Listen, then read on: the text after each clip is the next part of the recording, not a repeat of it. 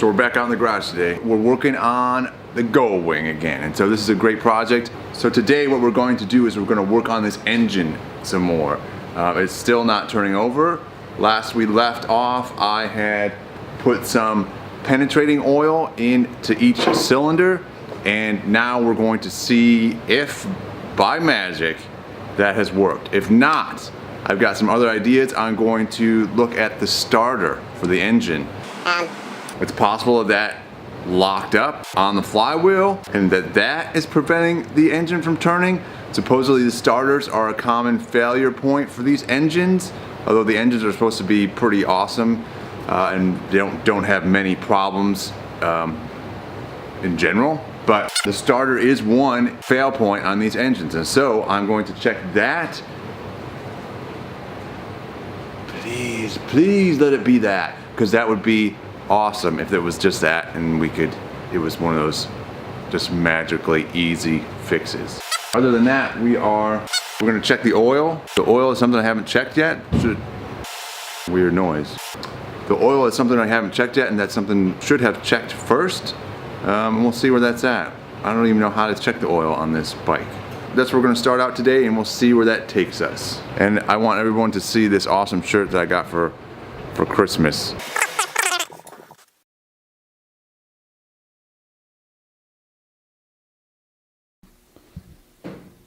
All right, so first things first here on these bikes, checking the oil. Is down here on the bottom of the engine, on the right hand side of the bike, right past the brake pedal. That's where you check the oil. Window is this little guy right back there. I'm gonna see if I can get a better light on that.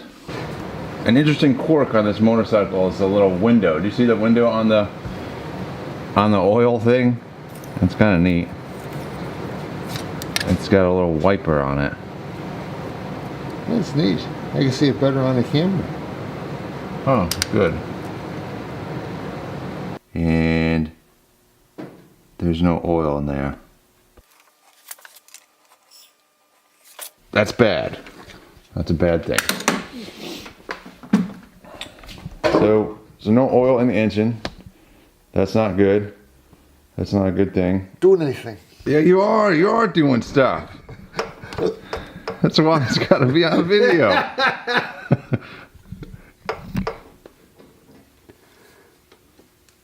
think it's supposed to rotate clockwise or whatever. That is tight.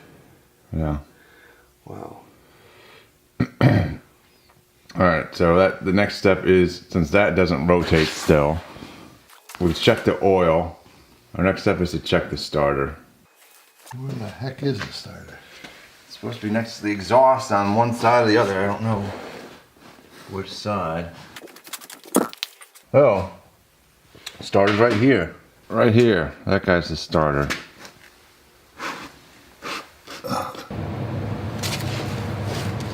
Alright, so there's supposed to be two 8mm bolts that hold this guy on, the starter on here.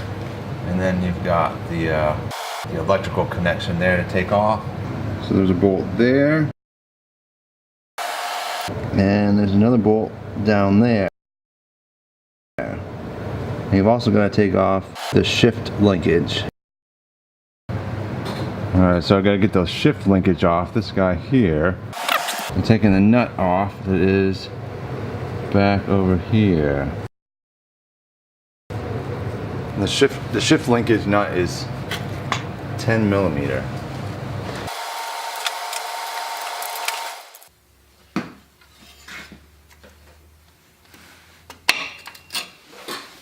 All right, that's off.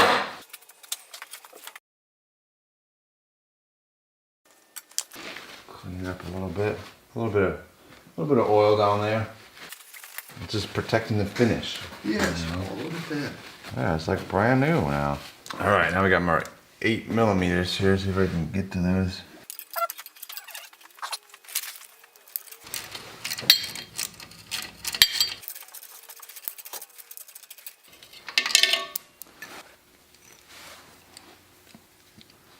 I got the other one up on top here.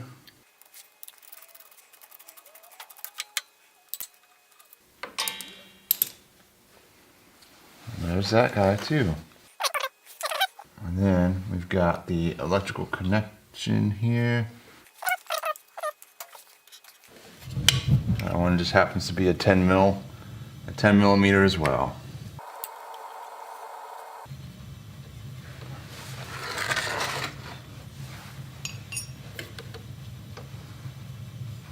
Put my nut back on here so I don't lose it.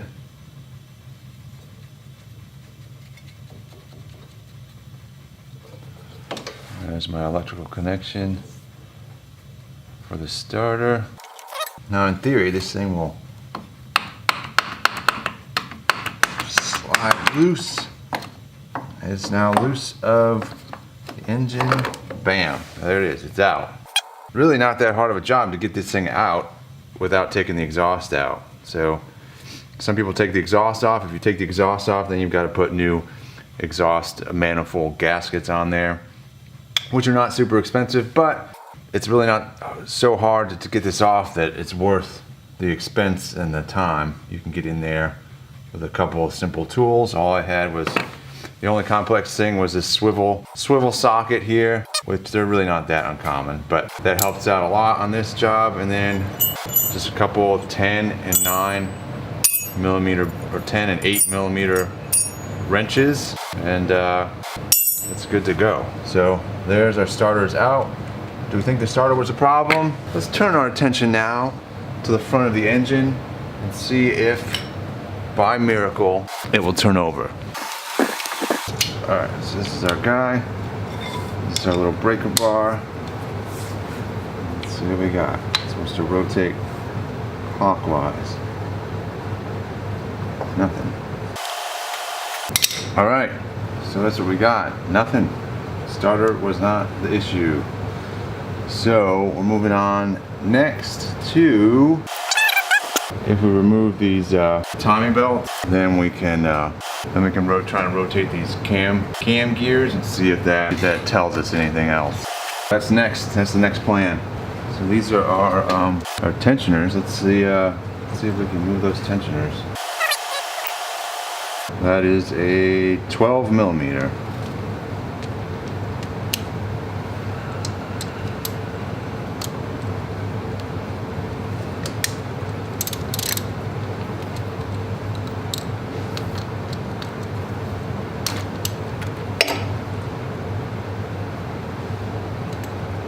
That loosens up. You loosen up this nut over there, and then you loosen up this one over here, and then this side will rotate up and down, and that's what supplies your tension.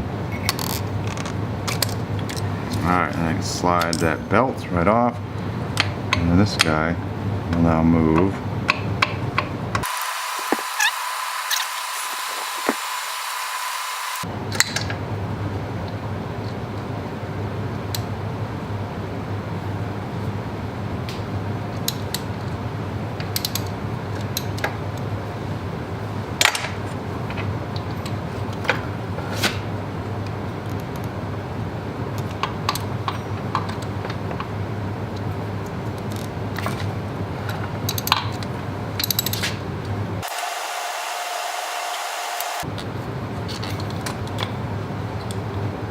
Alright, this side's off.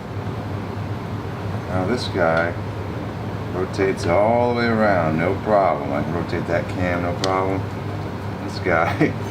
This guy still is locked pretty solid. So that puts us at the very real possibility that the crankshaft is locked up. That's not good. So we're pulling the engine, it looks like. Alright, today was a sad day because we discovered that the engine is going to need a full rebuild. The crankshaft is our sticking point. That is where everything is locked up. It's possible still that one of the pistons is locked up, but we know that A, there's no oil in the engine, and B, the crankshaft will not move. So it could only be a locked pistons, or the crankshaft itself could be locked up. So when an engine runs without oil, that crankshaft, those crankshaft bearings heat up really hot and it seizes all together. So that's where we're at today. That is pretty much what we've determined. And our next step is going to be to pull the engine out. So our next video will be the beginning of tackling that task. The sad news here is that we did not have some miracle deal here where the engine wouldn't turn over because it's something simple like the starter was stuck. We just weren't that lucky. But the bright side is that we're now going to get to do a full engine rebuild. We'll have all these cool videos of this engine being rebuilt. Basically, we will be restoring this bike from scratch. There's that. That's the bright side. And then also we'll have the peace of mind once this bike is finished that we will have touched every nut and bolt on this bike, and we'll know that it's done right, and we'll have the peace of mind, that peace of mind of reliability, that we'll know this thing is good to go. It's not a joyous day, but it's not the worst, and I'm actually kind of looking forward to the fun of taking every nut and bolt off this thing. I kind of like it. So here we go.